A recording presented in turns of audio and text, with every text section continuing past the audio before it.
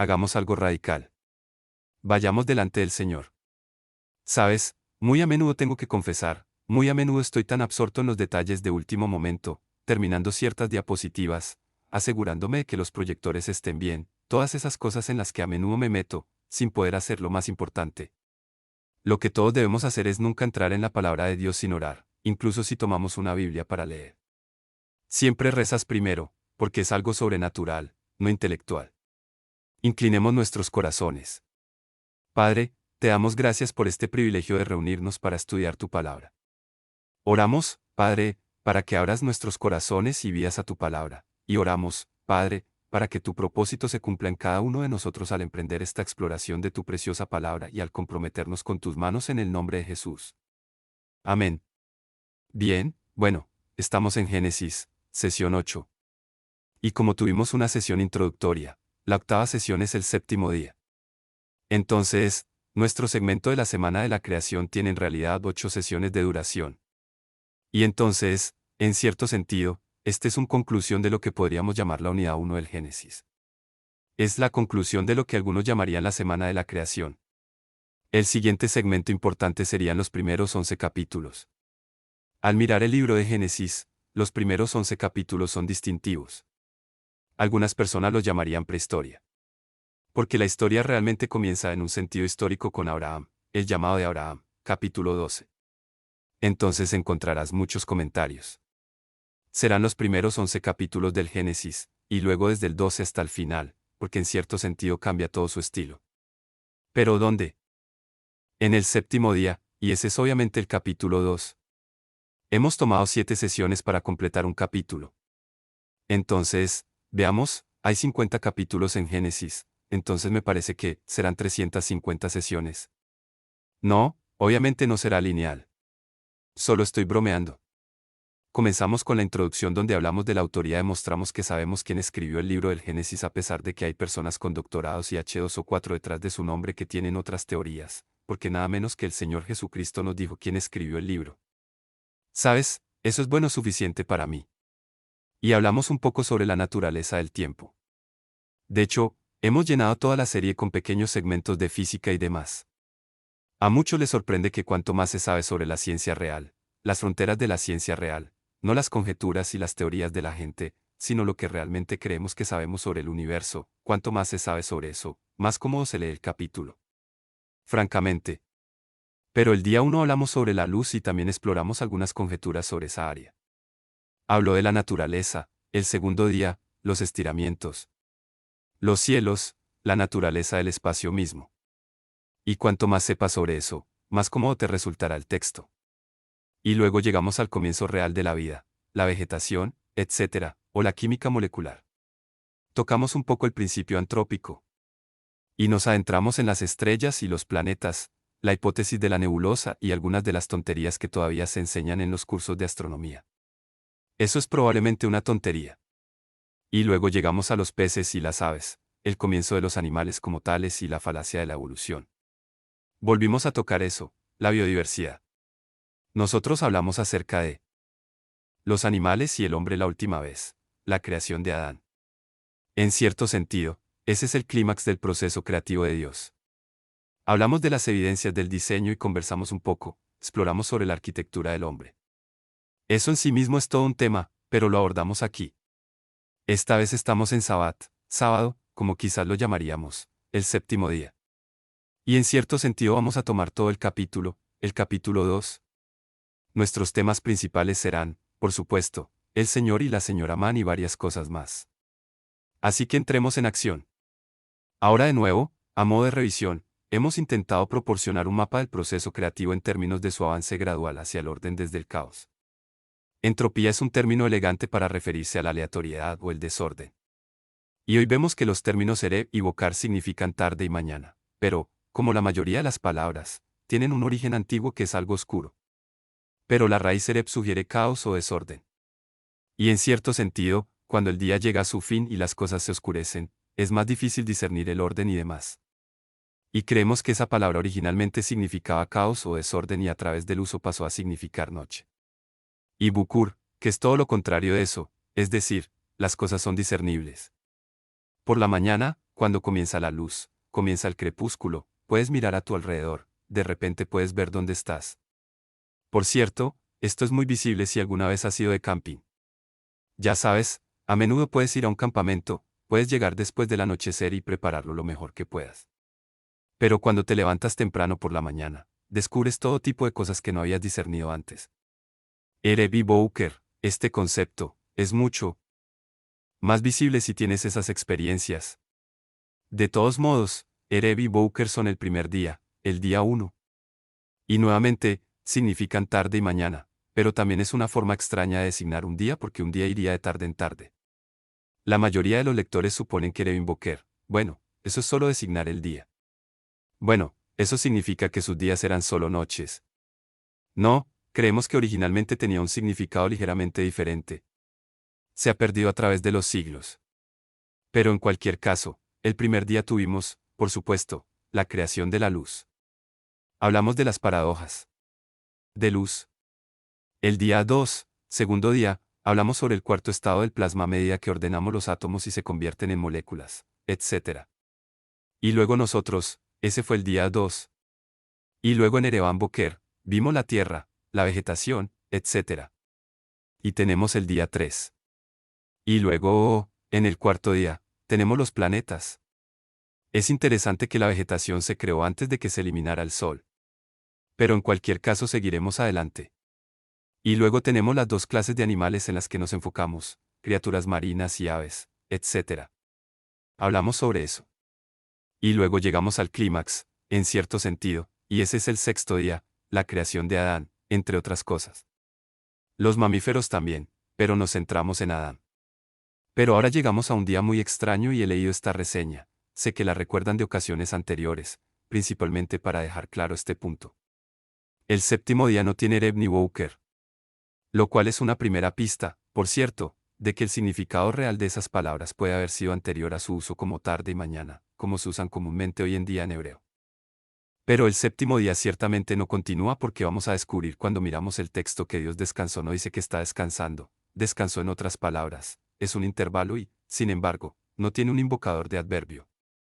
Entonces, cualesquiera que sean los distintivos, son del día 7, séptimo día, es una pista de lo que significan los R.B. Bowker.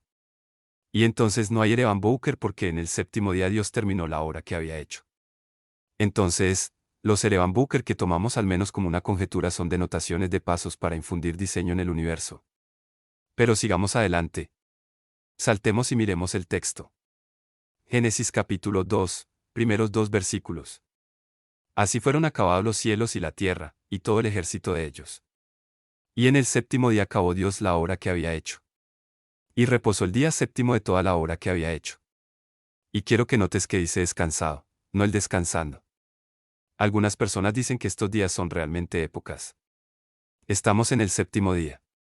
Intentan usarlo solo como una figura retórica. Tipo de cosa. Bueno, francamente, eso violenta el texto. No existen teorías de la época del día que funcionen con este texto. Debemos reconocer que Dios quiere decir lo que dice y dice lo que quiere decir. Terminó su obra de creación. Dios no ha terminado, pero ha terminado con la creación. ¿Por qué? Porque Él va a estar emprendiendo una obra aún mayor. ¿Cómo se llamaría eso? Redención. Redención. Bien por usted. Bien por usted. Hay dos conceptos principales de los que podemos hablar. Permítame hacer una digresión aquí por un momento. La creación y la redención. La creación, uno de la ideas que tenemos ante nosotros en el texto, pero que desafiarían toda una vida de devoción para tratar de desentrañarlo todo. Bien, así fueron acabados los cielos y la tierra, todo el ejército de ellos, y en el séptimo día Dios terminó su obra que había hecho, y descansó en el séptimo día de toda su obra que había hecho. Y bendijo Dios el día séptimo y lo santificó, porque en él descansó de toda la obra que Dios había hecho. Ahora bien, hay una visión ligeramente diferente de esto desde la de los muy venerados rabinos antiguos. No estoy aquí para vender esta vista en particular. Lo comparto contigo solo para expandir tu propia imaginación. Porque la mayoría de nosotros consideramos, según el texto, que Dios descansó. Eso es lo que dice. Y no digo que no lo haya hecho, pero puede que no sea realmente lo que significa. Uno de los sabios hebreos más importantes y venerados del siglo XII, en realidad del siglo XIII, fue Maimónides. Y Maimónides y Nachmónides son probablemente los dos eruditos rabínicos más venerados dentro de la comunidad judía.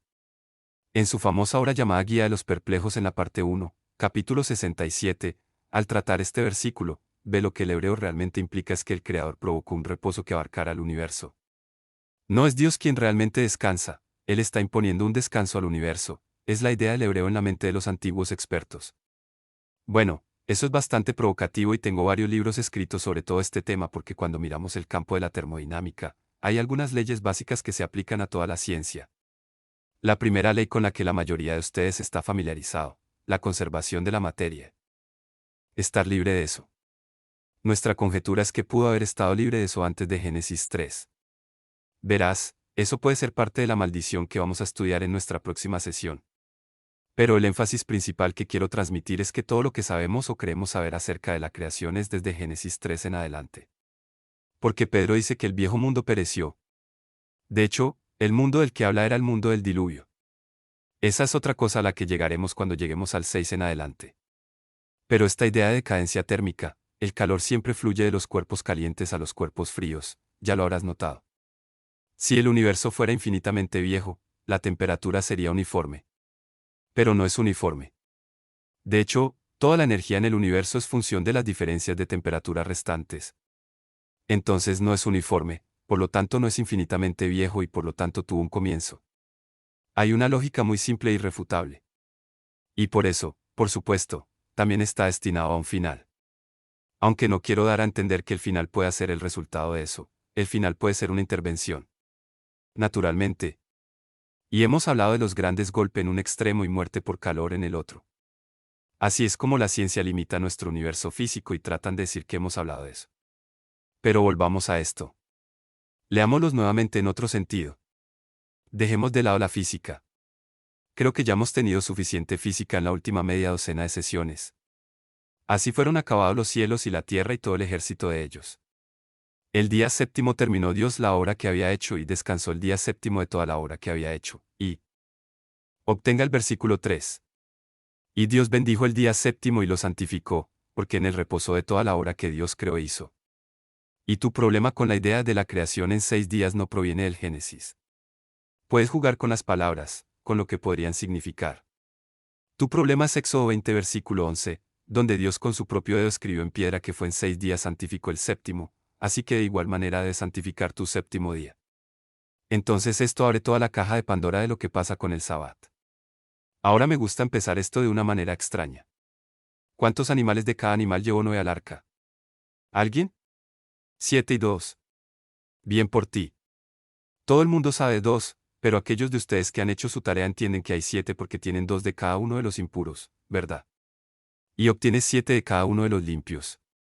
Suponemos que serán ellos quienes tendrán algo por nuestros sacrificios. Pero la pregunta que todo el mundo pasa por alto es, ¿cómo supo Noé que era limpio e impuro? Esos no son intrínsecos a los animales. Esas son definiciones ceremoniales. En la Torá, en Levítico, Deuteronomio y Levítico, ambos tienen una discusión detallada de que este lo es y este no lo es. La cigüeña es un pájaro inmundo.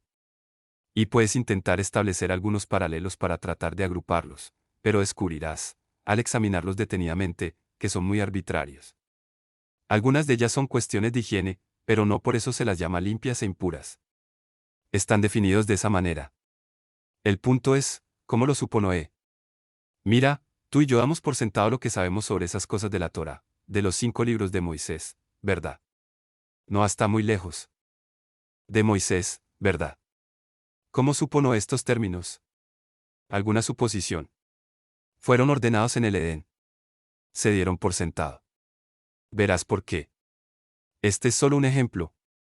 Pero aquí hay un buen ejemplo porque no entendió esto y lo es. Puedo usarlo con mi lengua y mi mejilla. Él no era judío. Mira, él es mucho antes de Abraham, ¿verdad? Pero él sabía lo que era limpio e inmundo.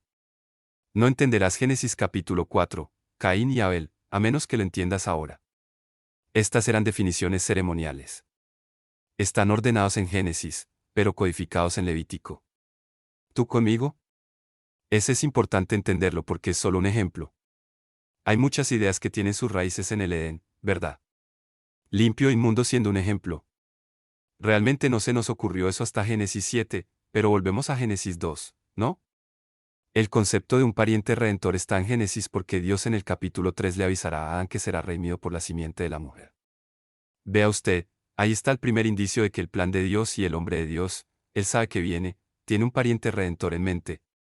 De hecho, él también, en el capítulo 3, les dará, hay un primer indicio de una expiación sustitutiva.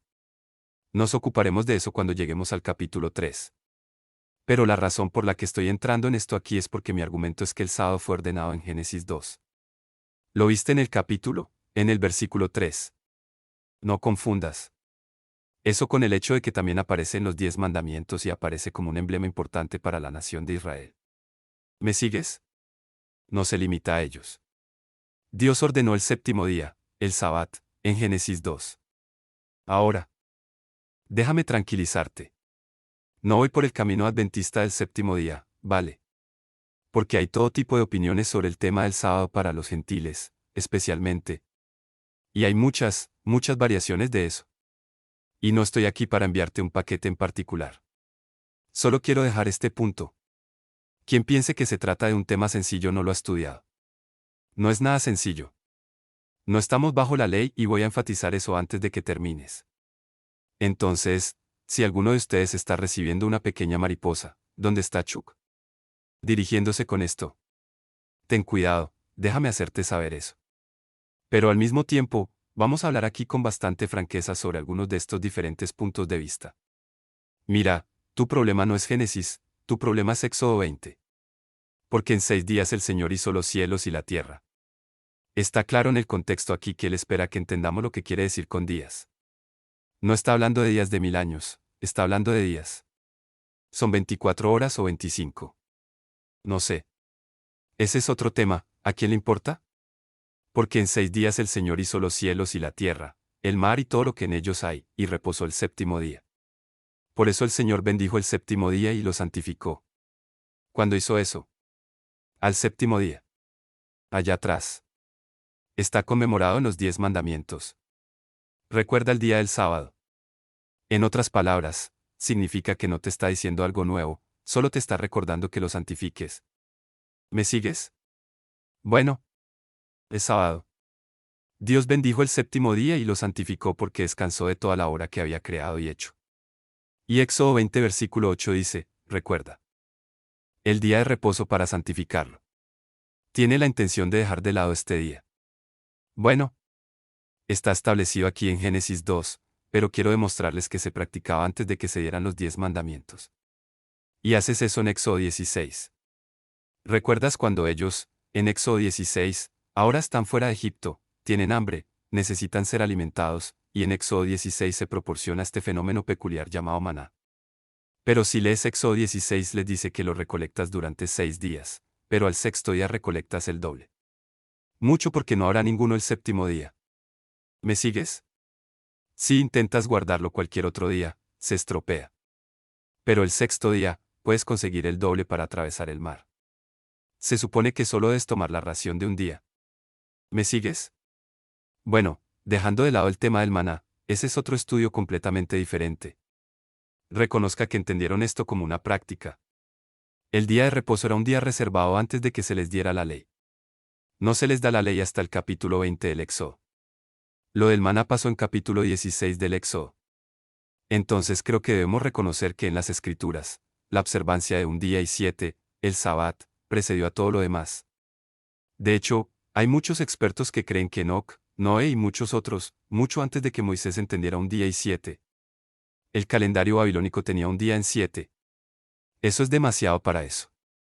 Entonces, lo que confunde el panorama es que el sábado también se convertirá en un distintivo de Israel. Dios aparta a estas personas para que sean su ejemplo y les dice que observen el sábado y lo santifiquen. Día. Ahora bien, por supuesto, hay todo tipo de abusos.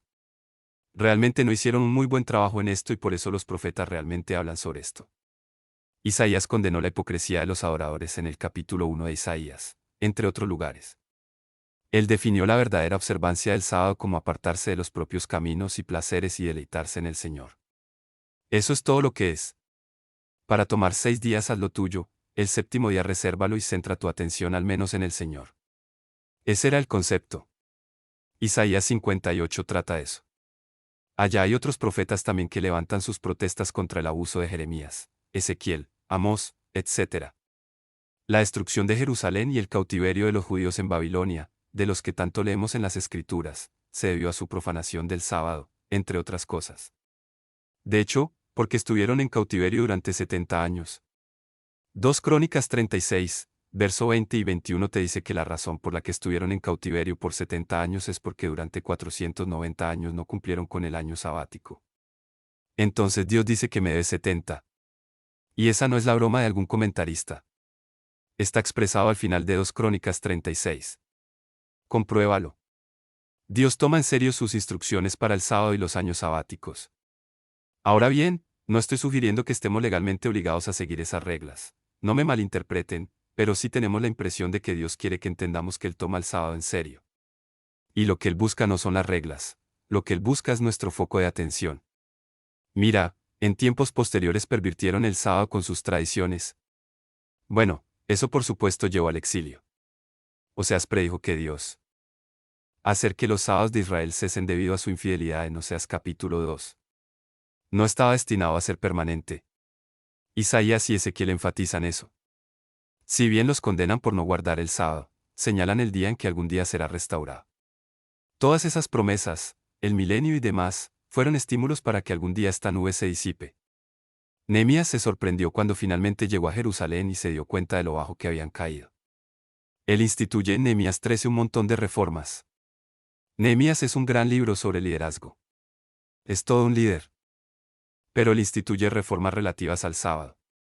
Sus reformas fueron tan efectivas que cuando llegamos sucesivamente al período macabeo y demás, muchos optaron por morir antes que profanar el sábado, incluso por defensa propia. Cuando iban a la guerra contra los macabeos, muchos se negaban a ir a la guerra en sábado. No querían violar el sábado. Eran así de intensos, a pesar de que eso significaba su muerte. Por supuesto, dejaron muy claro que la autodefensa era, ya sabes, el interés nacional era esencial aquí. Pero en fin, con el paso de los años las reglas se multiplicaron y también las artimañas. Para eludirlos. Y es interesante que Matías, quien fue el líder de la revuelta contra la tiranía de Antíoco IV, Antíoco Epífanes. Él gobernaba, tenía la regla de que estaba permitido tomar las armas contra sus opresores y eso era un gran problema. Pero si vas a Israel hoy, te sorprenderás al encontrar estas cosas extrañas que ellos mismos se ponen. Si vas a un hotel, siempre debes revisar el hotel, el panel dentro del ascensor, porque no quieres entrar en un ascensor en sábado, porque descubrirás que en Sabbat, ciertos ascensores están programados para detenerse en cada piso. O tienen dos, pares o impares, porque la idea de tocar un botón para saber en qué piso se considera trabajo. Ahora miras eso y dices que estos tipos están locos. Mira, pero esa es la norma rabínica y así es como viven. Ojalá y lo más cosmopolitas haya un ascensor que no sea un ascensor de Sabbat. Entonces irá al piso que empujas. Pero un judío ortodoxo no puede usarlos. En Sabbat tiene que usar uno de ellos, eso es lo que llaman ascensor de Sabbat y es uno. De dos tipos. O se detiene en cada piso o es uno de dos, par o impar, lo que sea, para que no tenga que tocar un botón. Y miras eso y piensas, es extraño. Así que, por supuesto, cuantas más reglas establezcan, más formas habrá de eludirlas. Y por eso no se puede legislar la devoción. Si estudias esto detenidamente, lees a los profetas y te das cuenta de que no puedes legislar la devoción. Porque a Dios le interesa el corazón, no la acción. Ahora llegas al periodo del Nuevo Testamento, estamos tratando de tener una imagen aquí, está bien, ese era el Antiguo Testamento, si eras judío y en el Antiguo Testamento creemos que entendemos eso. Vayamos al Nuevo Testamento. Jesús tenía la costumbre de asistir a la sinagoga en Sabbat. Siempre leemos sobre eso. A lo largo de los evangelios, él asiste a la sinagoga en Sabbat.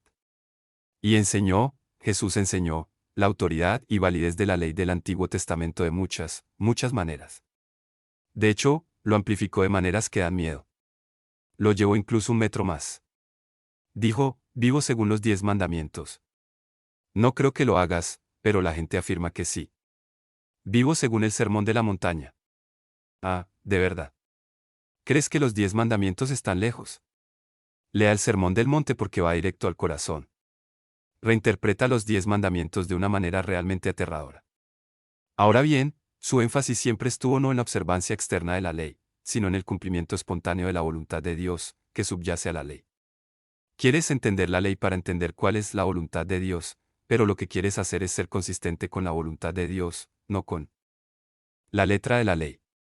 Y qué interesante, si vas a ser farisaico o legalista, intentas obedecer la letra de la ley y eludirla mediante algún subterfugio. Esa es la forma típica en que nuestra cultura hace todo, ya sean las leyes fiscales o cualquier otra cosa. Hubo 6 conflictos principales en los evangelios. Defendió a sus discípulos, como recordarán, por recoger grano en el día de reposo. Y aludió al momento en que David y sus hombres comieron el pan de la presencia. Tal vez recuerdes que todos estaban molestos porque los discípulos estaban. Era legítimo cuando pases por el campo para tomar lo que puedas hacer, pero no en día de reposo. Pero en este caso lo hicieron en día de reposo. Y lo que Jesús es realmente, a lo largo de todo el tema de todos estos conflictos, es Jesús que está a cargo. El sábado estaba allí para conmemorar la creación. ¿Quién fue el creador? Jesucristo. Los primeros 3 versículos de Juan, Colosenses 2, una de las grandes realizaciones. Una vez que realmente entiendes que Jesucristo fue el creador mismo encarnado y había entrado en su creación, se explica todo lo demás. Todas estas cosas raras, lo que está sucediendo de repente tiene mucho sentido.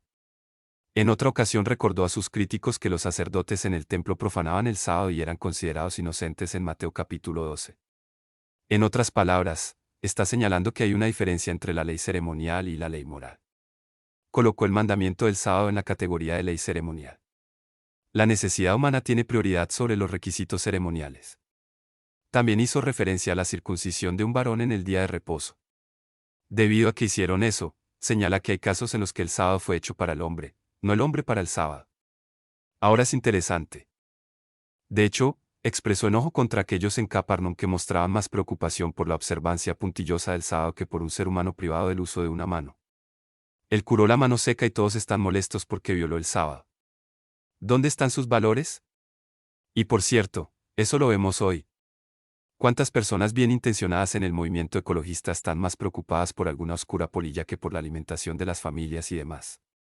Te preguntas de dónde vienen. Y no es que no sea legítimo, es una cuestión de cuál tengo prioridad, personas o perros y animales, lo que sea. Sé que ya te lo dije, a mi hija le interesó mucho el tema de los derechos de los animales por un tiempo. Ella dijo, oh, papá, cuando era pequeña, dijo, habrá animales en el cielo. Debe serlo, pensó, porque hay caballos. Jesús viene montado a caballo. Debe haber animales en el cielo. Yo digo, por supuesto que las hay. Por supuesto que las hay.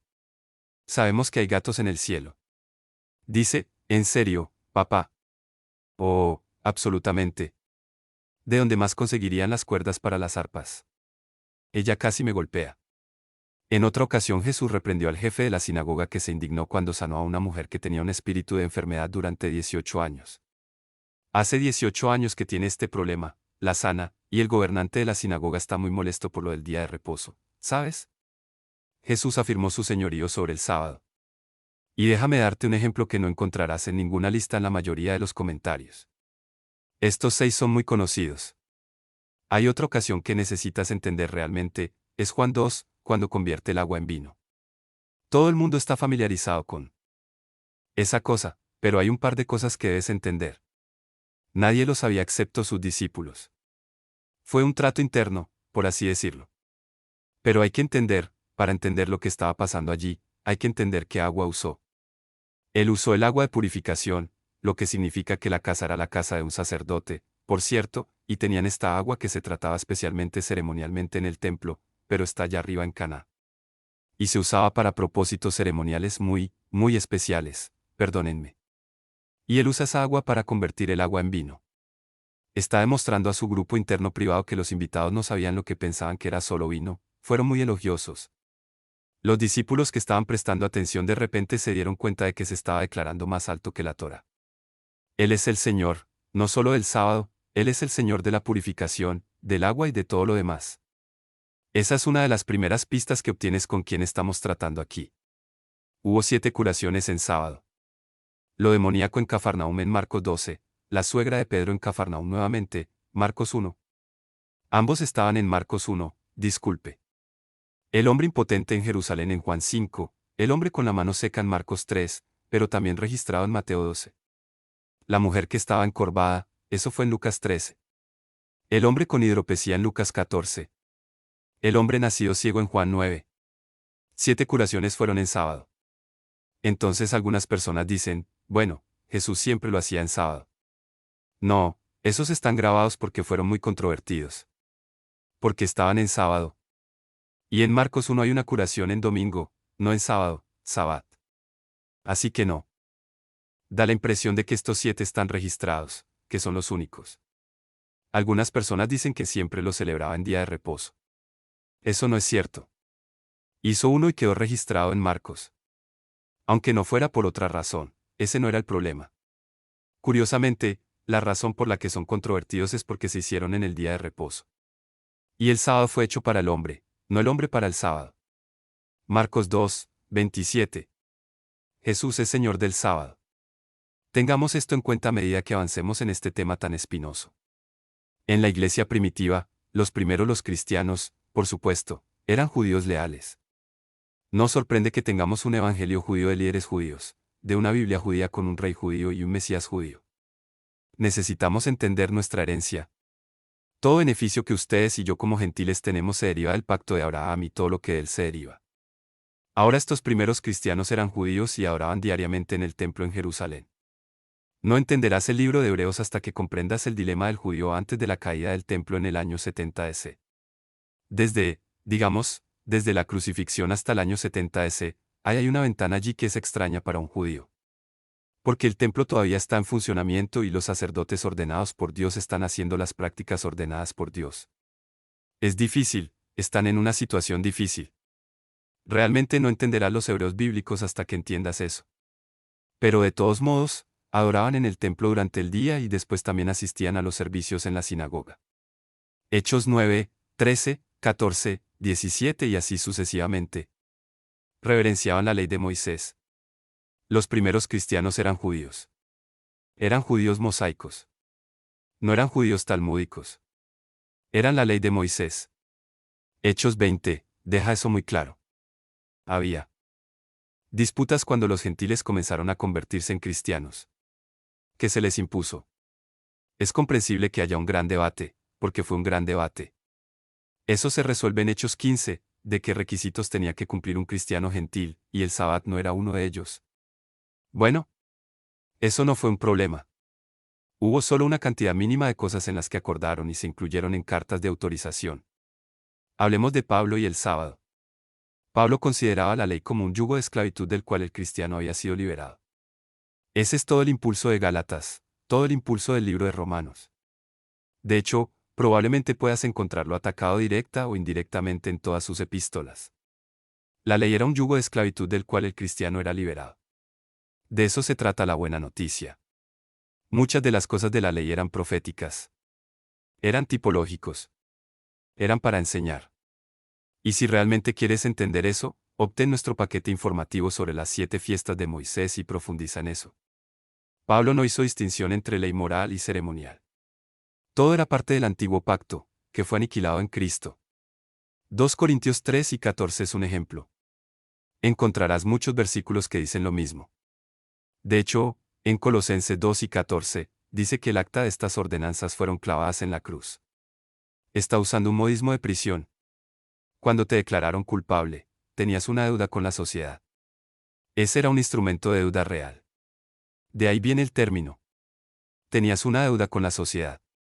Tuviste 5 años de prisión. El carcelero tenía ese documento. Cada vez que cumpliera un año de servicio, se anotaría. Y si escapaste después del tercero de tus cosas de 5 años, los 2 años impagos que tuvo que pagar el preso. Me refiero al guardián de la prisión, el tipo a cargo. Cuando finalmente cumplías tus 5 años, tomaban ese documento y decían que habías pagado en su totalidad. Y autorizarlo y entregártelo. En griego, eso era tetelestai. En Juan 19, 30, cuando Jesús está en la cruz, se traduce, es consumado. La palabra es tetelestai en griego. Puedes traducirlo, está terminado. Pagado en su totalidad es lo que se dice. Escribió tetelestai en el certificado de deuda. Tu deuda fue pagada en lleno en esa cruz. Eso no significa que eso no te dé una licencia. Simplemente significa que la culpa, la vergüenza, el pago por eso ha sido provisto completamente en Cristo y tratar de aumentar eso es blasfemia. Pablo y Colosenses 2 declaran que el sábado y otras festividades, las lunas nuevas y otras, son solo una sombra de lo que está por venir. La razón por la que estos festivales no eran solo conmemorativos, también lo eran, sino que eran principalmente proféticos. Y a medida que se desarrolle la profecía, descubriremos relaciones entre esos festivales y cosas que nos sorprenden al comprenderlos mejor. La gran tragedia de la Iglesia es que desde muy temprano se volvió antisemita y abandonó el Antiguo Testamento. De hecho, en la mayoría de las iglesias hoy en día enseñan el Nuevo Testamento. La mayoría de los cristianos, si conocen alguna parte de la Biblia, no conocen el Antiguo Testamento. ¡Qué tragedia! No entendemos lo nuevo porque sus raíces están en lo viejo. Ahí es donde estás muy por delante si reconoces que es un solo libro. El Nuevo Testamento no dejó obsoleto al Antiguo, lo cumplió. Hay una gran diferencia. Gálatas 4 y Colosenses 2 también dice donde Pablo dice, cito, observar los días, los meses y las estaciones, y los años es ser esclavos de citar a los espíritus elementales débiles y mendigos. Es muy interesante que si lees a Pablo notarás que las personas que viven según las reglas son consideradas más débiles en la fe que aquellas que entienden su libertad en Cristo. No malinterpretes eso como licencia para pecar. No me malinterpretes. Pero adherirse a estos procedimientos ceremoniales es un refugio de lo que Dios realmente busca y ese es su corazón. La observancia de días en Romanos 14, primeros 6 versos, la observancia de días es una característica del hombre que es débil en la fe. Mira, alguien que es más fuerte en la fe, habrá situaciones en las que obedecerá las reglas para que el más débil en la fe no tropiece.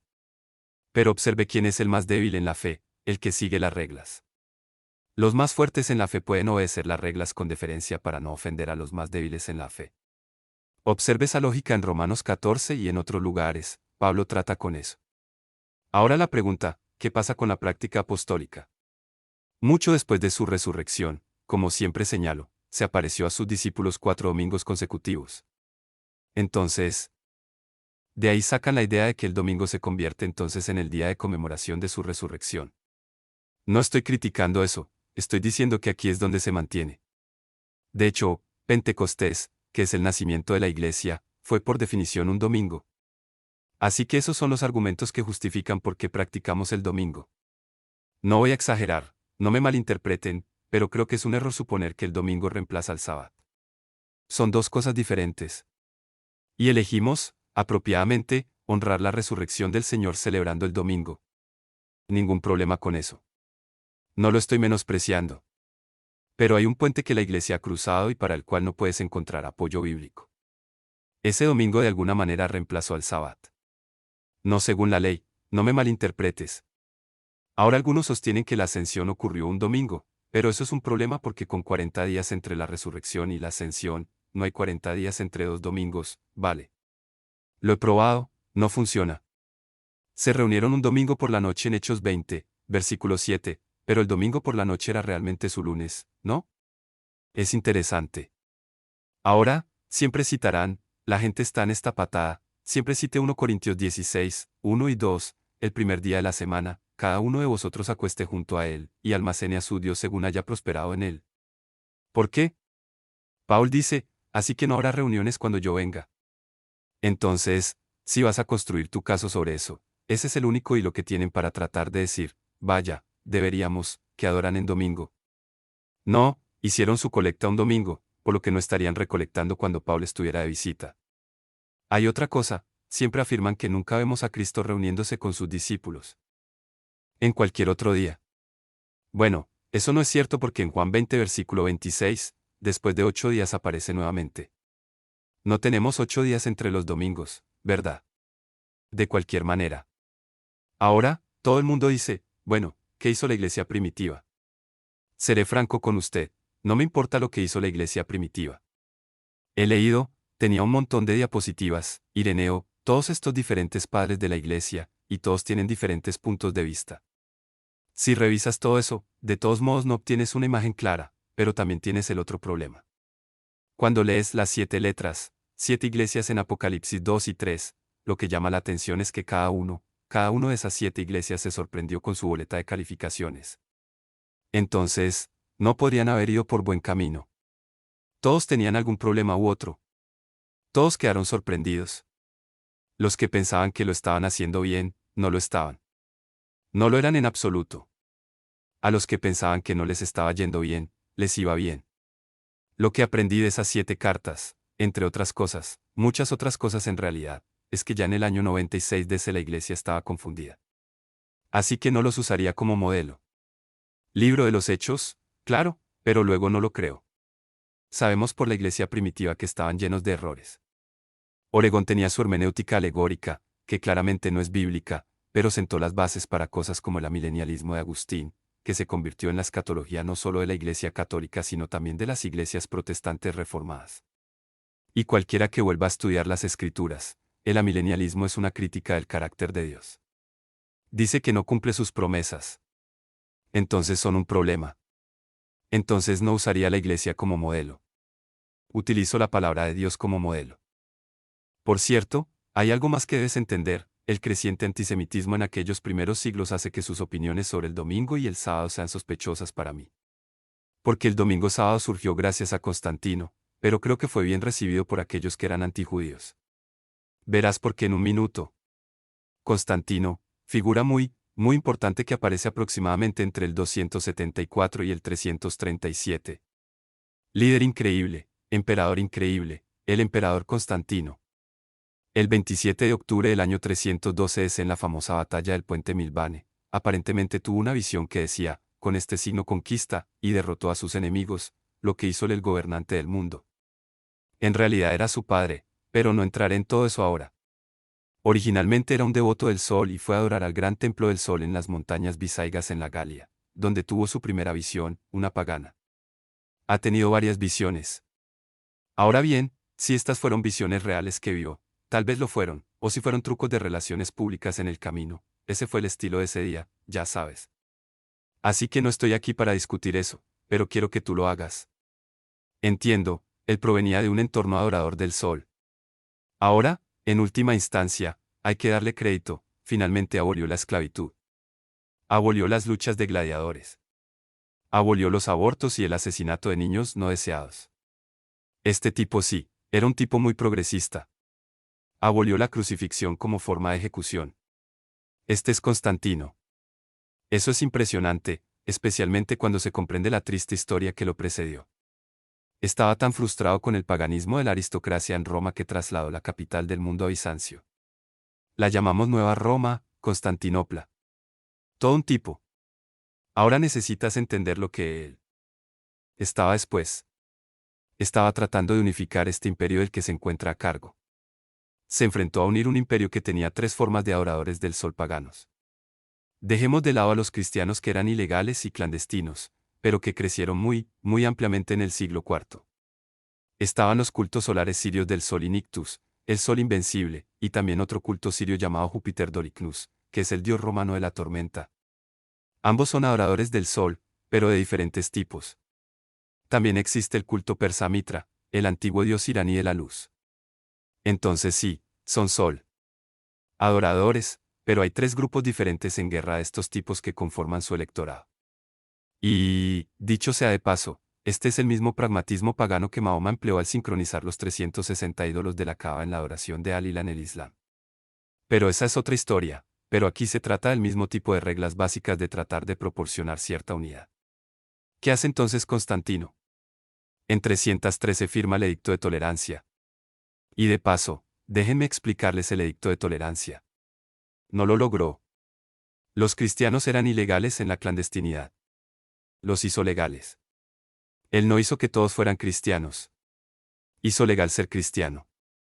Esa fue una gran oportunidad para ellos. Gran oportunidad. Luego, 8 años después, establece el domingo como un día especial de adoración. ¿Por qué el domingo? Porque tiene 3 grupos diferentes de adoradores del sol que aceptarán eso.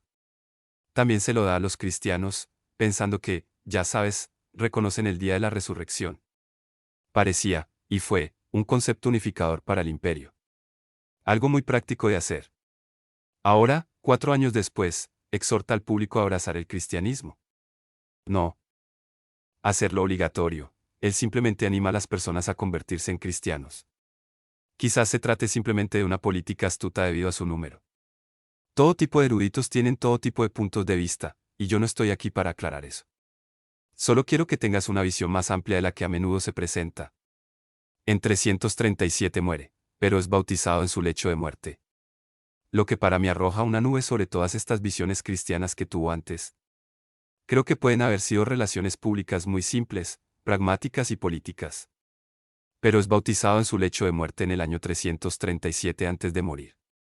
Su sucesor es el tipo que hizo del cristianismo la religión estatal en el año 380, 40 años después. Afirmó los dogmas del Concilio de Nicea e hizo obligatoria la membresía en la Iglesia. La mayor tragedia que la Iglesia jamás había experimentado. Aquí no hay regeneración, solo firma una tarjeta, estás involucrado, ya sabes, en todo el trato. En el año 392, en 12 años, hubo supresión forzosa de todas las demás religiones, y comenzó la gran apostasía de la Iglesia. Ahora bien, si nuestra percepción de Apocalipsis 17 y 18, 13, 17 y 18 es correcta, este movimiento ecuménico que vemos a escala global conducirá a, nuevamente, una forma de tiranía eclesiástica que será el clímax de la historia humana. Ahora, si quieres información sobre esto, te invito a que obtengas nuestro paquete informativo llamado El Reino de Sangre que Dave Hunt y yo hicimos juntos, o mejor aún, que obtengas su libro, La mujer monta a la bestia. Hay algunos pequeños puntos ahí con los que quizás no esté de acuerdo, pero ese tipo hace su tarea y creo que es una de las exposiciones mejor documentadas sobre ese tema, así que te animo a que la revises. Ya sabes, Hegel tiene razón. Hegel es famoso por decir que la historia nos enseña que el hombre no aprende nada de la historia. Vamos por el mismo camino que ellos en el siglo IV, o seguiremos, debería decir. Bueno, tenemos el domingo sábado. Verá, nadie está en desacuerdo con honrar a Dios el domingo. Eso es apropiado. Nadie está en desacuerdo con honrar a Dios el sábado o el séptimo día. Pero solo Cristo tiene la autoridad para hacer un cambio oficial de Sabbat. Él es el Señor de la creación, Él es el Señor del sábado. Y no hay tal cambio resaltado en las Escrituras. Cristo fue el creador y eso es lo que significa Sabbat. Honores. Tanto el sábado como el domingo honran a Cristo. Y el Sabbat, por supuesto, es originalmente un memorial de la creación, pero una obra incluso mayor que la creación, es decir, la redención realizada por Él. Recuerde que todo el calendario judío fue cambiado cuando salieron de Egipto. Antes de Éxodo 12, su año comenzaba en Dacia Sanán el otoño, el primero de Tisiri. En Éxodo 12, debido a la Pascua, hace de este mes el comienzo de los meses, todo el calendario, por eso tienen dos calendarios. Así que naturalmente esperamos que se produzca un cambio para hacer del sábado un memorial de un mayor trabajo. El problema es que no puedes encontrar ningún texto específico que lo diga. Ahí radica la ambigüedad. Es por eso que tanta gente tiene opiniones firmes en ambos sentidos. Hay personas que se sienten muy cómodas haciendo del domingo su sábado y está bien. Otros que realmente se enojan. Y no me refiero solo a los adventistas del séptimo día, hay muchos tipos mesiánicos y demás. Son gentiles, pero todavía, ya sabes, se arrastran bajo la ley, como dirían algunas personas. Ahora bien, hay algunas implicaciones proféticas que dan la vuelta al carro de las manzanas. Porque justo en el momento en el que te sientes como domingo en lugar de sábado, como son la mayoría de los cristianos, te topas con el hecho de que en Isaías 66, el sábado, el Sabbat, continuará como la base de la adoración en el milenio. Cuando Cristo regrese, recuerden que cuando Él regrese, Él es judío. Y en el templo milenial, adorarán en Sabbat. No el domingo, ni el primer día de la semana, ni el séptimo día de la semana. En el templo de Ezequiel, Ezequiel 46 versículo 1, la puerta del atrio interior está cerrada 6 días a la semana. Abierto solo en Sabbat y el día de luna nueva. Entonces tienes esta coloración judía de la cosa. Bueno. Y eso nos hace darnos cuenta de que no ha habido cambios que hayan ocurrido durante el periodo de la Iglesia. Bueno, aparentemente no son tan permanentes. Vean Isaías 66 que dice, porque los cielos nuevos y la tierra nueva que yo haré, dice Dios, permanecerán delante de mí, dice el Señor, así permanecerá vuestra descendencia y vuestro nombre, y sucederá que a partir de una luna nueva a la otra, y de uno sabbat a otro vendrá toda carne a adorar delante de mí. Dice el Señor, mira hacia el este estará cerrado los 6 días hábiles, pero en sabbat se abrirá, y en el día de la luna nueva se abrirá. La mayoría de los eruditos dan por sentado que el templo en Ezequiel del 40 al 48 es el templo milenial. Entonces, si eso es cierto, y creo que lo es, este punto será muy judío en su calendario. Entonces, ¿dónde estamos? Esa es la pregunta. Voy a señalarles que no hay motivos para imponer el sábado a un cristiano que está libre del peso de las exigencias de la ley. La mayor parte del Nuevo Testamento se reúne para apoyar esa tesis. El Espíritu de Cristo permite al cristiano cumplir la voluntad de Dios independientemente de la observancia externa de la ley. Así que adora el sábado si quieres, está bien. Pero no porque no se someta a la ley. ¿O no entiendes todo el libro de Romanos, todo el libro de Gálatas, etcétera? Etcétera.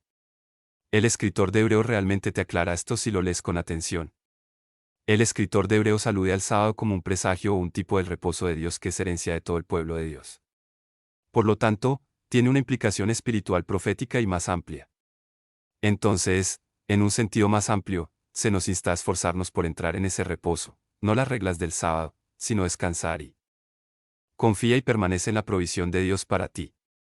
Volvamos al texto y sigamos adelante porque hay más en el capítulo de lo que hemos cubierto.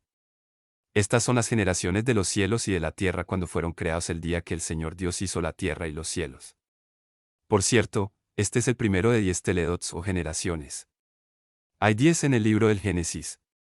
Este es el primero de 10. Esta es la generación. Lo que han visto hasta ahora es como una especie de árbol genealógico de los cielos y la tierra. Pero algo muy interesante, dice, en el día que el Señor Dios, esa es la forma de interpretación de la versión King James. Notarán que a lo largo de la Biblia en inglés encontrarán diferentes palabras, ya sea el Señor Dios, diferentes. Usan ese término para traducir Yahweh y Elohim, que es el nombre del pacto. Es muy extraño estar aquí. Elohim que conocemos, ese es el Dios creador. El Yahweh, o Jehová, como quieras llamarlo, el nombre impronunciable de Dios, el Tetragrammaton, es el nombre del pacto. Dios usa eso cuando habla de una relación de pacto con el pueblo. Eso me dice por eso una línea de razonamiento muy complicada que Adam escribiera esto. Te mostraré por qué en otro minuto. Desde la última parte del versículo 4 hasta el primer versículo del capítulo 5, muchos eruditos creen que fue escrito por el mismo Adán. Te mostraré algunos tiempos verbales que parecen decir lo mismo. Pasemos al siguiente verso. Y toda planta del campo antes que existiera en la tierra, y toda hierba del campo antes que creciera, y el Señor Dios no había hecho llover sobre la tierra, y no había hombre para. Hasta el suelo. Observe que no existe la lluvia. Entonces puedes comenzar a entender cuando llegues al capítulo 6 y Noé y todo eso. Dijo que iba a llover. No era como si estuvieran acostumbrados a la lluvia. Nunca llovió.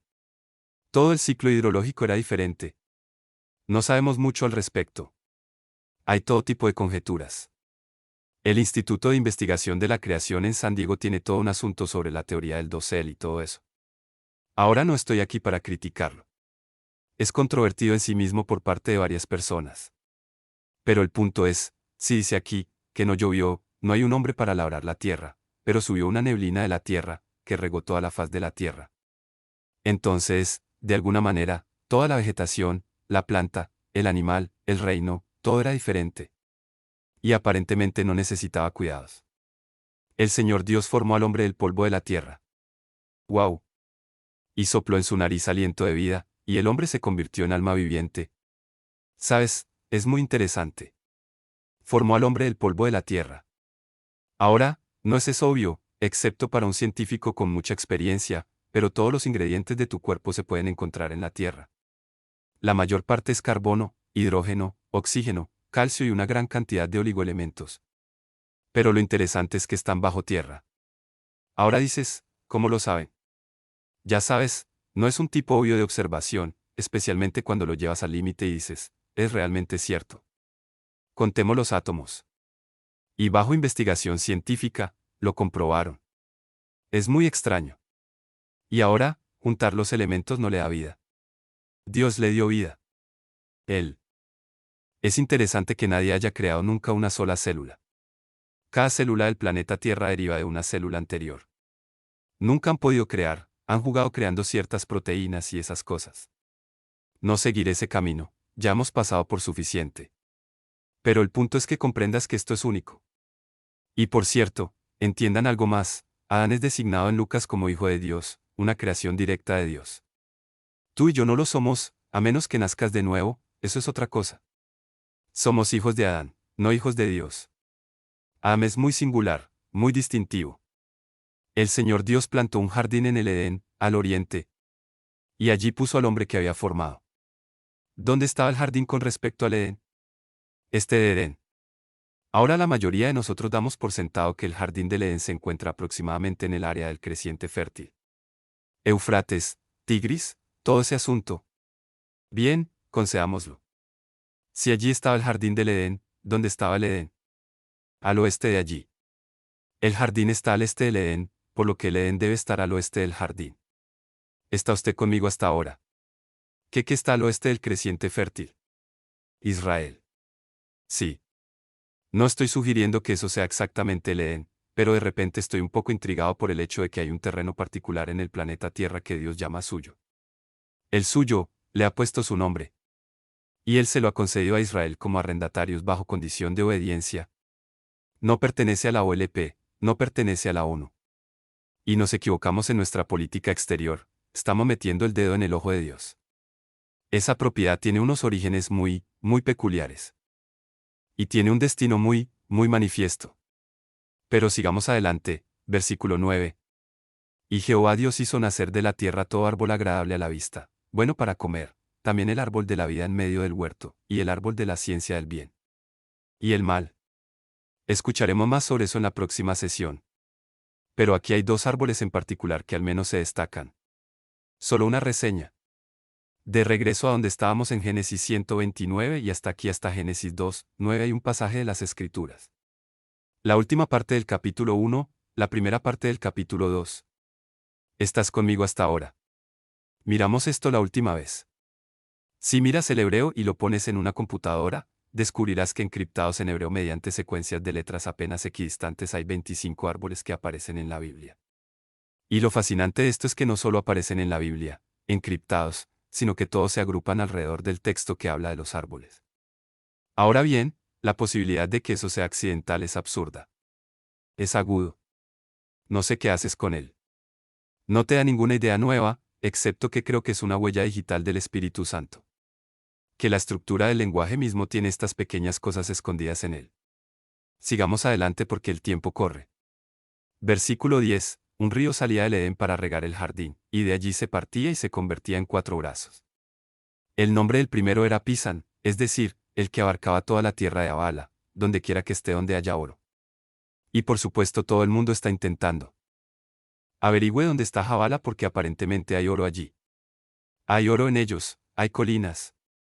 Te diré por qué estás perdiendo el tiempo haciendo eso, pero continuaré aquí. Y el oro de esa tierra es bueno y allí está Bediyum y la piedra de ónice. Y el nombre del segundo río es Kion y es el mismo, abarca toda la tierra de Etiopía. No mires eso como Etiopía. Esa es realmente la palabra Cusi. Es una región. Y el nombre del tercer río es Iptical, que de los monumentos asirios, por cierto, y es el que va hacia el este de Asiria, pero también de los monumentos asirios, equiparamos el Iptical con el Tigris, por cierto. Al menos hay una base para eso. Y el cuarto río es el Eufrates. Es fascinante para mí, explicaron los demás, el Eufrates no necesitaba hacerlo. Creo que eso es interesante. En otras palabras, era bien conocido. Veamos, solo un par de cosas más que quiero retomar aquí. En 2 Pedro 3 versículo 6, Pedro dice que el mundo de entonces pereció. Entonces desde el diluvio, no solo desde Génesis 3, sino desde el diluvio de Noé, el mundo ha cambiado completamente. Necesitas entender esto. Así que no pierdas el tiempo mirando mapas o esas cosas. El Señor Dios tomó al hombre y lo puso en el jardín del Edén para que lo labrara y lo guardara. Y el Señor Dios mandó al hombre diciendo, de todo árbol del jardín podrás comer libremente. Pero del árbol de la ciencia del bien y del mal no comerás. Porque el día que de él comieres, ciertamente, morir. O en hebreo realmente dice, muriendo morirás. Ahora, un par de observaciones rápidas que serán más importantes la próxima vez. Pero te das cuenta de dónde estaba Eva cuando se dio el mandamiento. Ella aún no ha sido creada. Adán está solo. El mandamiento es para Adán. ¿Cómo aprendió acerca del mandamiento? De Adán. Bien. Y la historia dependerá en gran medida de ese tema. Y dijo Jehová a Dios, no es bueno que el hombre esté solo. Lo haré y lo ayudaré a cumplir con él. Y de la tierra el Señor Dios formó todo animal del campo y toda ave del cielo y los trajo a Adán para ver cómo los llamaría. Y todo lo que Adán llamó a todo ser viviente, ese fue su nombre. ¿Cuánto tiempo crees que le tomó? Más de unos pocos días, sospecho. ¿Sabes? En cierto modo nos separamos y pensamos, bueno, ya sabes, ¿qué hizo? Vale, genial, eso es lo que hicimos en la mañana, ¿qué hicimos en la tarde? No, sí, está bien. Y Adán puso nombres a todo el ganado, a las aves del aire y toda bestia del campo. Pero para Adán no se encontró ayuda idónea para él. El Señor Dios hizo caer un sueño profundo sobre Adán y se durmió. Y tomó una de las costillas y cerró la carne en su lugar. Y de la costilla que el Señor Dios había tomado del hombre, hizo la mujer y la trajo al hombre. Por cierto, esta es otra refutación de la evolución. De todos modos no hay manera, está bien. Quiero decir que algunas personas, algunos cristianos, intentan reconciliar la evolución con la Biblia. No puedes hacerlo. Son dos diferentes cosas. Y por cierto, vean la palabra y si es el nombre de hombre y si es el nombre de mujer, pero de todos modos. Sueño profundo. Hay algunos eruditos que especulan o conjeturan que Dios pudo haberlo hecho morir y resucitar. No dice eso, pero podría incluirlo. No lo sabemos. Y durmió. Pero mira, eso se usa como eufemismo en varios otros lugares. Y le sacó uno de las costillas. La palabra en realidad es tsela, es de su lado como tal. Y Adán dijo, esto ahora es hueso de mis huesos y carne de mi carne, y será llamada mujer, porque del hombre fue tomada. Por tanto, dejará el hombre a su padre y a su madre, y se unirá a su mujer, y serán una sola carne. Ahora bien, esta pequeña sección aquí es la primera institución de Dios. La institución del matrimonio. Cristo enseña extensamente sobre el matrimonio siempre a partir de estos versículos. Él cita esto en Mateo 19 y Mateo 10, Marcos 10. Y cita estos mismos pasajes. Por tanto, el hombre dejará a su padre y a su madre. Observe que aquí hay un concepto de irse y de unirse. Muchos matrimonios son en mal estado porque uno o ambos socios no se han ido. Y se unirá a su esposa. Su esposa, no la esposa de otra persona, su esposa. Supongo que no le expliques eso a Hollywood. Y serán una carne. Y estaban ambos desnudos, el hombre y su mujer, y no se avergonzaron. La mayoría de nosotros lo tomamos en términos humanistas. Puede ser algo mucho más profundo en el sentido de que caminaron con Dios y probablemente estaban vestidos. Recuerde que en este momento no tenían pecado. Es posible que estuvieran revestidos de luz. Toda la situación aquí probablemente sea. Podría ser mucho más el hecho de que una vez que pecaron se dieron cuenta de que estaban desnudos no significa necesariamente que hayan obtenido alguna idea. Significa que algo cambió a lo que eran sensibles. Entonces, te dejaré trabajar un poco en eso. Ahora bien, hay un par de cuestiones más que podemos sacar de esto. Se instituye el matrimonio. Cristo basó esto en este pasaje, Mateo 19 y Marcos 10. Citó estos versículos. Tiene una esposa. Una esposa está a la vista en el plan de Dios, el plan perfecto de Dios. Es heterosexual. Son Adán y Eva, no Adán y Esteve. Aquí, vale. Sabes, es sorprendente para mí entender, o contemplar, debería decir, no lo entiendo, contemplar la bancarrota espiritual de nuestro sistema judicial. El hecho de que estas cosas ni siquiera necesiten ser discutidas es repugnante y revela la total bancarrota espiritual de la gente de la profesión jurídica. Simplemente asombroso. Cuando el juez Roy Moore tiene sus problemas ahí, pero no entiendo por qué no hay cientos de miles de cristianos irrumpiendo en esos escalones sobre los 10 mandamientos. De todos modos, sigamos adelante. Se supone que el matrimonio es heterosexual y permanente. Y Mateo 19 establece esto muy nítidamente. Y algo más que también resulta muy incómodo para muchos cristianos, y mucho menos para el público en general. Dios quiso que el hombre fuera el jefe de la unión. No es una sociedad. Él es el jefe. 1 Corintios 11 versículos 8 y 9, 1 Timoteo 2 versículo 13, y la próxima vez vamos a hablar también de Efesios 5, 22 y siguientes. Y no será popular, habrá mucha gente aquí, incluso en esta audiencia, que puede estar diciendo, sí, Chuck, te he escuchado hasta ahora, pero acabamos de separarnos, ¿sabes? Eso es claramente lo que enseñan las Escrituras y muchas de las cosas extrañas en las epístolas de Pablo se derivan de su intento de enfatizar el hecho de que existe una cadena de mando entre Dios, el hombre y luego la familia. Y su esposa es su oficial ejecutiva, pero él es el capitán. Ahora algunos muchachos lo anulan al no cumplir con su papel. Esa es otra discusión completamente diferente, pero el punto es que ese es el modelo perfecto de Dios. De todos modos, todos nosotros estamos muy lejos del modelo perfecto de Dios.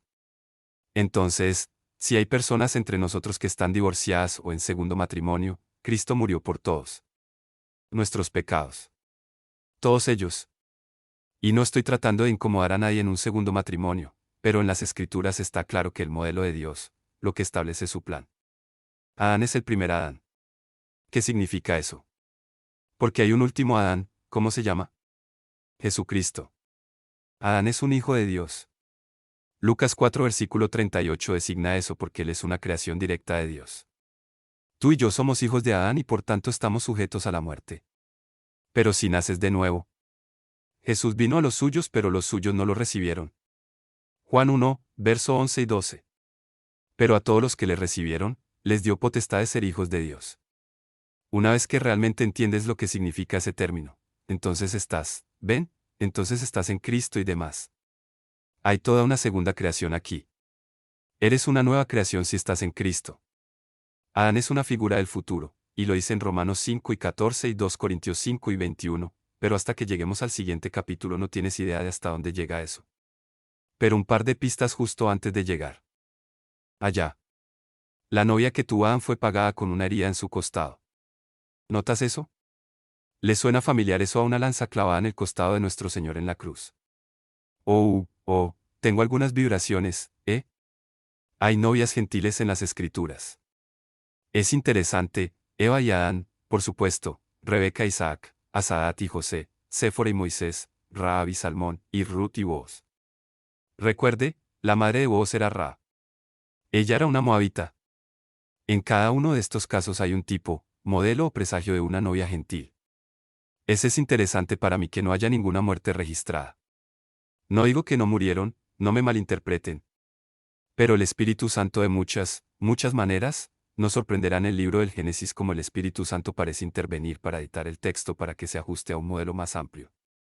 Obviamente, estas mujeres murieron. No me malinterpretes. Pero sus muertes no se registran porque en cada uno, de cierta manera, hay un tipo de iglesia. Será divertido a medida que avanzas. El próximo capítulo será el capítulo 3. Estudias intensamente para la próxima vez. Es el semillero de toda la Biblia en el capítulo 3. Nos encontraremos con Ejas, el brillante, que luego se convierte en la serpiente. La fruta prohibida, de la que hablamos, no era una manzana. El debido respeto a Peter Jennings y a los demás aquí presentes. Entenderemos la metodología de engaño que se utiliza allí porque es la misma metodología que encontramos todos los días. Primera duda, ¿si ha dicho Dios? ¿Realmente dijo eso? Y luego la negación. Seguramente no morirá y demás. El mismo patrón hoy. Y luego nos encontraremos con la declaración de guerra de Dios. No el de Satanás. La declaración de guerra de Dios. Se trata de dos semillas. No solo la simiente de la mujer, el título de Jesucristo, el pariente, el redentor, sino la sed de la serpiente. Algo muy emocionante. Hasta ahora fue solo un preludio. Ahora el libro comienza a cambiar de marcha y se volverá más salvaje cuanto más salvajes nos volvamos. Así que esperemos una palabra de oración final. Amo este libro. Ahora, mientras estudias el libro de Génesis, y supongo que seguirás leyendo hasta que todo esté unido, comprende tu desafío. Si estuvieras tomando notas o al realizar un examen, quiero que encuentres a Jesucristo en cada página. El libro del Génesis es apasionante no por la física, ya hemos pasado por suficiente de eso. Es emocionante por muchas razones, pero una de ellas es que descubrirás, y necesitas descubrirlo por ti mismo, que Jesucristo surgirá en cada detalle, en cada página, en cada situación, impactará tu comprensión de nuestro pariente Redentor. Inclinemos nuestros corazones. Padre, te agradecemos tu palabra. Te agradecemos por reunirnos para estudiar tu palabra. Te agradecemos por esta oportunidad. Pero te damos gracias sobre todas las cosas, Padre, porque tu palabra se encarnó y habitó entre nosotros y pagó el precio de nuestros fracasos y de nuestro pecado, de nuestros fracasos tanto de omisión como de comisión. Simplemente te agradecemos que hayas llegado a tales extremos para nuestro beneficio. Y Padre, te pedimos que a través de tu Espíritu Santo, despiertes en cada uno de nosotros una nueva pasión, un nuevo hambre, un nuevo apetito por tu palabra, para que cada uno de nosotros sigamos creciendo en el conocimiento de nuestro Señor y Salvador. Te damos gracias, Padre, por nuestro objetivo de que, pariente y redentor prometido allí en los crepúsculos del Edén y cumplido en aquella cruz de madera hace unos 2000 años. Te agradecemos, Padre, que estamos en el umbral de su toma de posesión, como aplaudimos ese día. Sin embargo, Padre, te pedimos que nos ayudes a prepararnos y también a ser administradores más eficaces de las oportunidades que has diseñado para cada uno de nosotros mientras nos comprometemos en tus manos sin ninguna reserva, no con un conjunto de reglas o leyes que no harían más que resaltar nuestros fracasos, sino, Padre, por nuestro espíritu, que puede que esté en sintonía contigo. Ayúdanos a estar al paso, en resonancia con tu corazón y no con nuestros propios diseños mientras nos comprometemos esta noche sin reservas en tus manos en el nombre de Yeshua, nuestro Señor y Salvador Jesucristo. Amén. Bueno, hemos estado hablando sobre el sábado y obviamente hay muchos puntos de vista. Muchas personas bien intencionadas a lo largo de los años han tenido su propia interpretación de todo este asunto. Por un lado, nuestro patrón como cristianos ha sido adorar el domingo, y eso tiene sus raíces históricas. Y sin embargo, por supuesto, realmente tenemos que reconocer que la ordenación del sábado realmente se remonta al Génesis, aunque se convirtió en Éxodo 20 en adelante, también en un emblema de Israel. Entonces, ¿dónde estamos hoy como cristianos? ¿Dónde estamos? Bueno, antes que nada, permítanme resumir solo la opinión de una persona, nuestra opinión. No significa que sea correcto. Pero sentimos que no hay motivos para imponer el sábado al cristiano, porque no estamos bajo la ley. El cristiano está libre del peso de las exigencias de la ley. El Espíritu de Cristo le permite cumplir la voluntad de Dios aparte de las observancias externas de la ley. Entonces, esa es una cosa que Pablo enfatiza en todas sus cartas y la golpea con bastante fuerza, Colosenses 2 y demás. El escritor del libro de Hebreos, creo que fue Pablo, pero eso está cerca de aquí, cerca de allá. El escritor de Hebreos alude al sábado como un tipo del reposo de Dios, que es herencia del pueblo de Dios. En Hebreos capítulo 4, la primera docena de versículos trata de esto. Y está claro que en esa epístola se nos insta, en un sentido mucho más amplio, a esforzarnos por entrar en ese reposo. Que el sábado era un tipo de... Y entonces hay un aspecto espiritual más profundo del sábado en un sentido de cumplimiento profético. Eso significa que eso nos libera del legalismo típico al que se ven arrastradas muchas personas. Muchos cristianos se enamoran mucho de las comunidades mesiánicas y eso es genial. Pero hay un salto muy corto entre eso y estar bajo la ley. Así que aquí hay algunas conclusiones. El sábado fue instituido para el hombre en la creación y precedió a la ley. Así que no es simplemente parte, no es tan simple, es parte de la ley. El sábado además, eso es lo que me sorprendió cuando lo descubrí, sobrevivirá al periodo de la iglesia. Eso lo vemos en Mateo 24, 20, pero también en Isaías 66, 22, donde todas las naciones van a venir a Jerusalén para observar la fiesta de los tabernáculos y los sábados. Y también Ezequiel 46 señala que el templo va a estar cerrado al final del atrio, excepto en Sabbat y lunas nuevas. Por cierto, para que lo entiendas, aquí está lo crítico que, en mi opinión, es aún más crítico que el sábado mismo. Nuestra conformidad con las reglas no es la base de nuestra salvación. Necesitas entender eso. Si no entiendes eso, realmente tienes algunas cosas muy fundamentales que desentrañar en las Escrituras. El sábado es un tiempo de devoción, no de sujeción a reglas. Entonces, si vas a guardar el sábado, no tiene nada que ver con cuántos botones presionas en un ascensor, o si encendiste fuego ese día, o lo que sea. Entonces necesitamos reconocer que adoramos a un Dios judío. Y la salvación es de los judíos. El mismo Jesús dice en Juan 4, todos nuestros beneficios, los vuestros y los míos, como gentiles, derivan del pacto abrahámico. Necesitamos entender eso por muchas otras razones. Estamos injertados en el verdadero olivo. No debemos olvidar que servimos al Rey de los judíos. Sí, Él es Rey de Reyes, pero también es el Hijo de David. Somos miembros de la iglesia fundada por líderes judíos y adoramos desde nuestra máxima autoridad que es una Biblia judía. Con la excepción de Daniel 4, escrito por Nabucodonosor y los pasajes de Lucas, que yo sepa, el resto fue escrito por judíos. Es muy judío. Entonces somos libres de la ley, pero aún así podemos estar libres de la ley, pero todavía disfrutamos de los beneficios de la creación y eso es lo que el sábado pretendía conmemorar, era la creación. Y entonces tú y yo tenemos una ventaja.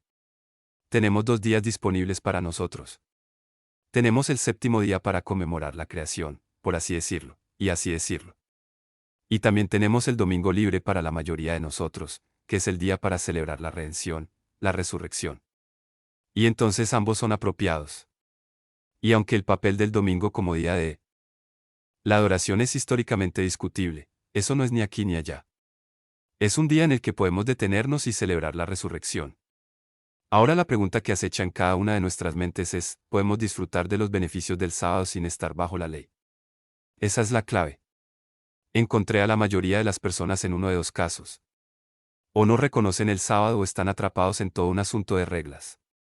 Entonces dices, caramba, Chuck, ¿qué hacen ustedes? Bueno, tenemos 3 reglas. Y luego he decidido que hay 3 reglas. Y los conservamos muy imperfectamente, por cierto.